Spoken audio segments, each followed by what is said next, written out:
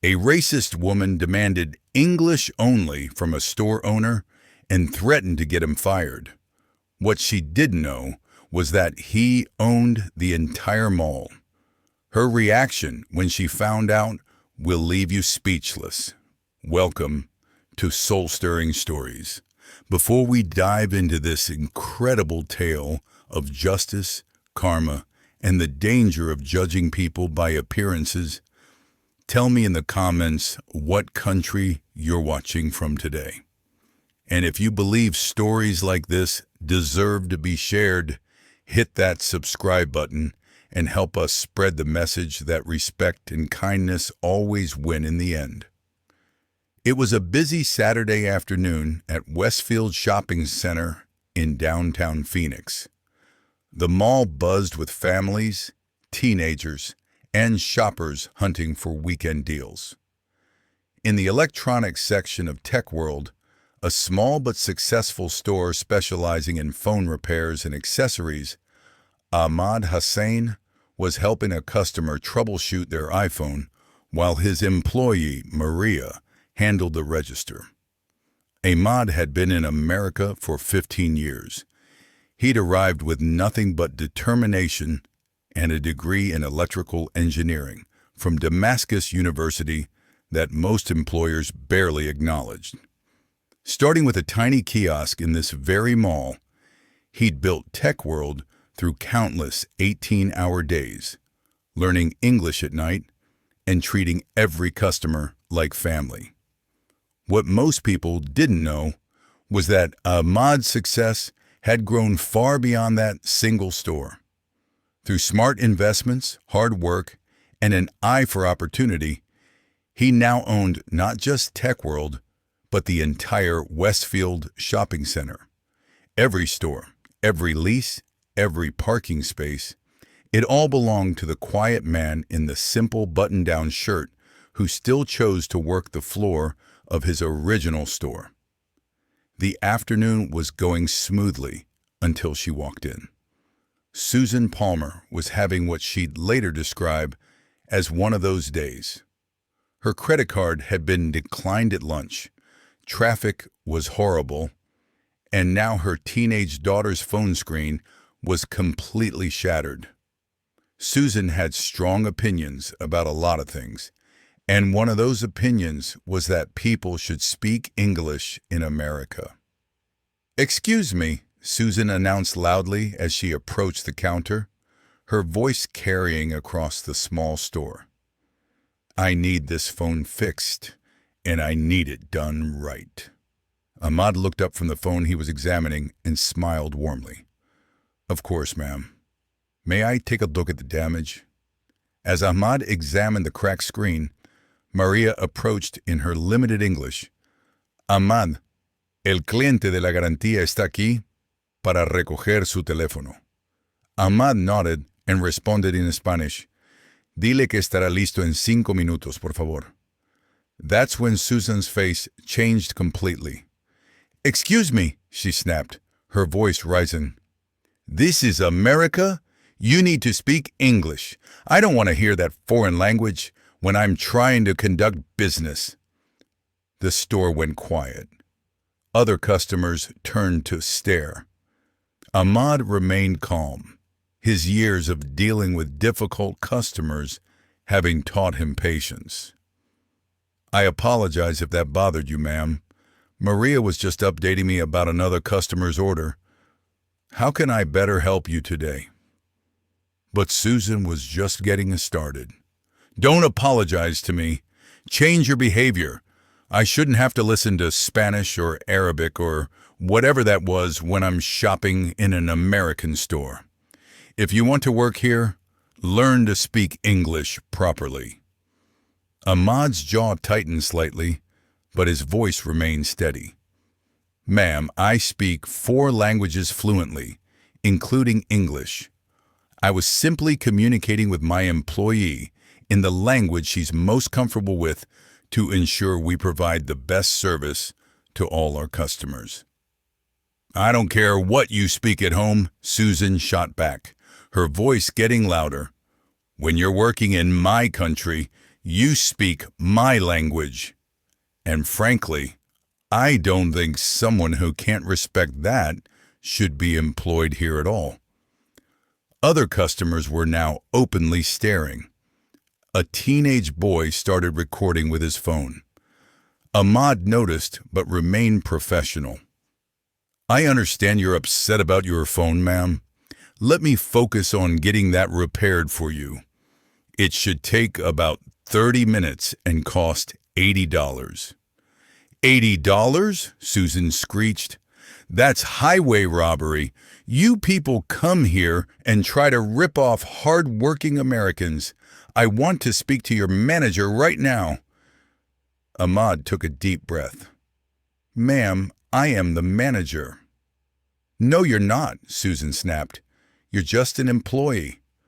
I want to speak to the real manager, an American manager who understands customer service. Ma'am, I assure you, I am the manager of this store. Susan laughed mockingly. Right. And I'm the Queen of England. Listen, Mohammed or Ahmed, or whatever your name is, I want to speak to your boss, the American who actually runs this place. The use of the mocking tone with his name struck a nerve, but Ahmad maintained his composure. Ma'am, with all due respect, my name is Ahmad Hassan, and I am indeed the person in charge here. Don't lie to me. Susan's voice was now loud enough that people from neighboring stores were peering in. I know exactly what this is. You're some minimum wage immigrant who thinks he can disrespect paying customers. Well, I've got news for you. I'm gonna get you fired. She pulled out her phone and started dialing. I'm calling corporate right now. I'm going to tell them exactly how you people are treating American customers in this mall. Ahmad watched her with a mixture of sadness and curiosity. He'd dealt with racism before, but rarely this brazen and public. Part of him wanted to reveal the truth right then, but another part was curious to see how far she would go. Hello, is this mall management? Susan spoke loudly into her phone, making sure everyone could hear. I want to report a serious problem with one of your stores. The employees at TechWorld are refusing to speak English and are being completely disrespectful to American customers. She continued her tirade for several minutes, giving exaggerated accounts of the interaction, claiming Ahmad had been hostile and un-American in his behavior. Finally, she hung up and turned back to Ahmad with a satisfied smirk. Well, Ahmed, mall security is on their way, and so is the real manager of this place. I hope you enjoyed your little power trip because your job is about to be over. Ahmad nodded calmly. I see. Well, ma'am, while we're waiting for security to arrive, would you still like me to repair your daughter's phone? I wouldn't let you touch anything that belongs to my family, Susan spat. I'll take my business somewhere else, somewhere American. Just then, 2 security guards appeared at the store entrance. Susan immediately rushed over to them. Thank goodness you're here. This man, she pointed dramatically at Ahmad, has been completely unprofessional.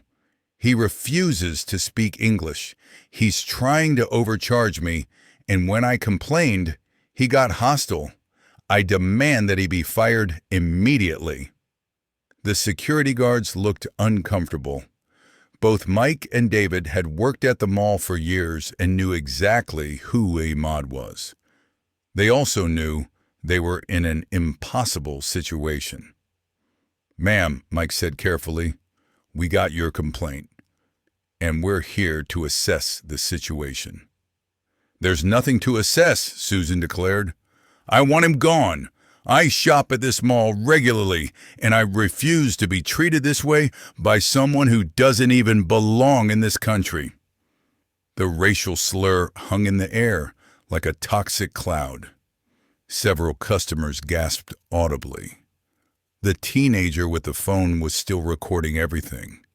David, the senior security guard, had heard enough. "Ma'am, I need you to lower your voice and watch your language. We don't tolerate that kind of talk in this mall." "Don't you dare lecture me," Susan shot back. "I'm the victim here. I'm a paying customer being mistreated by an employee who thinks he's above speaking English in America."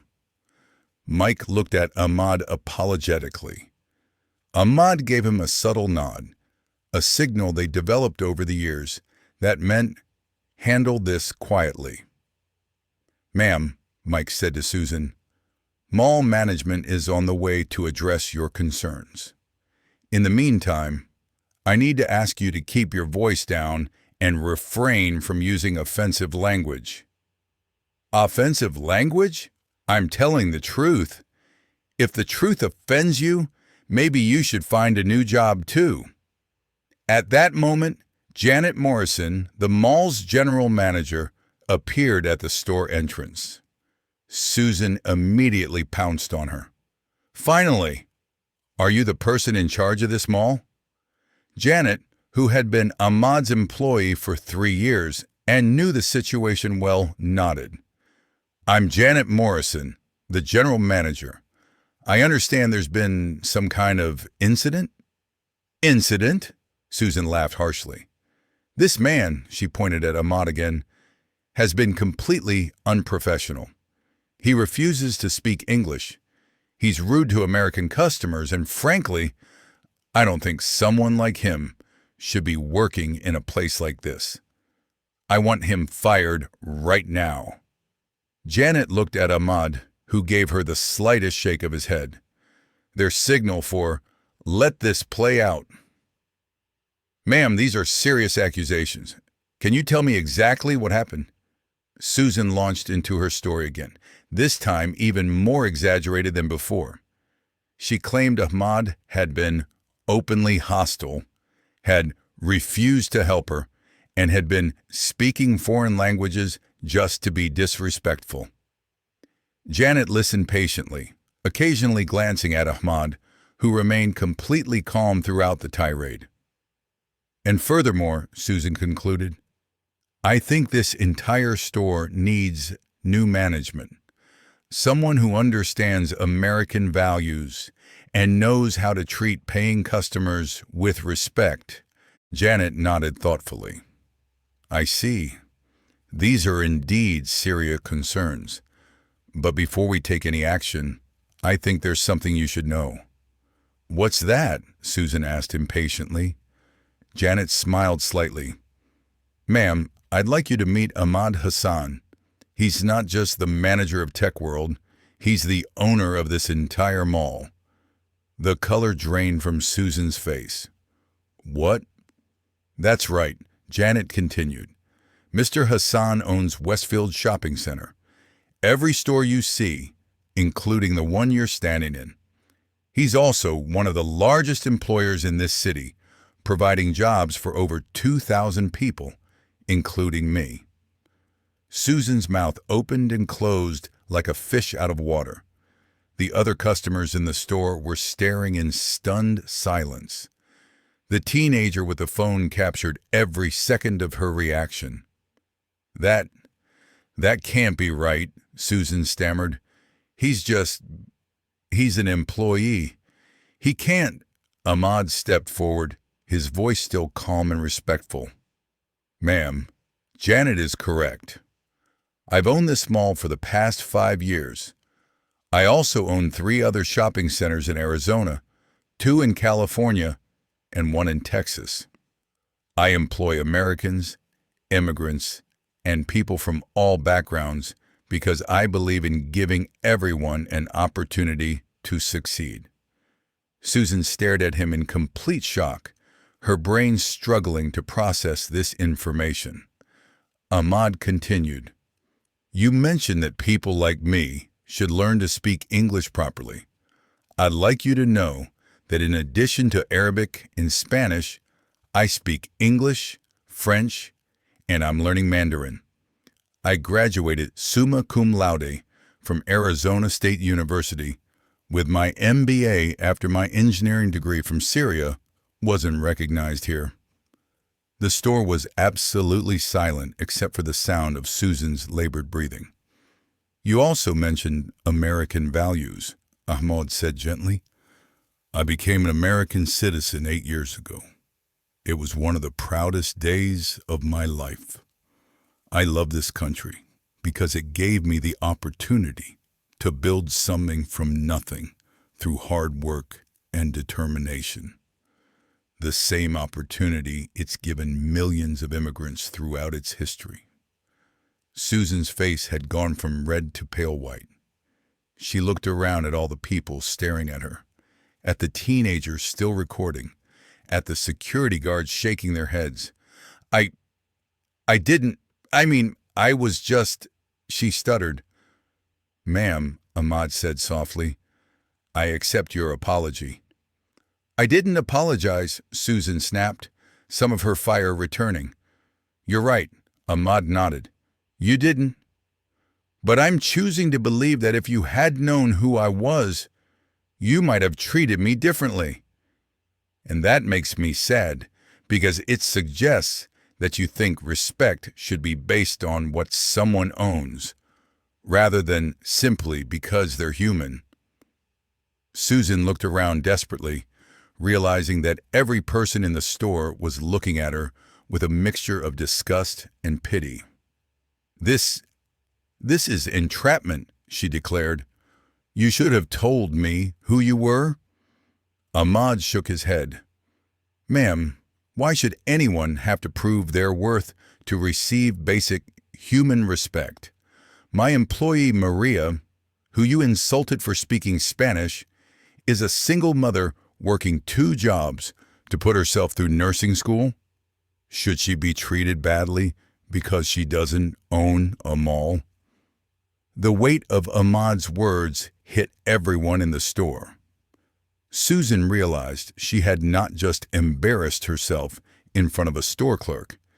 She had revealed her character to one of the most powerful business owners in the city. I need to go, Susan mumbled, heading toward the exit. Ma'am, Ahmad called after her. Your daughter's phone? Susan stopped and turned around slowly. The phone was still in her hands. The screen shattered. If you'd like, Ahmad said kindly, Maria can fix that for you right now.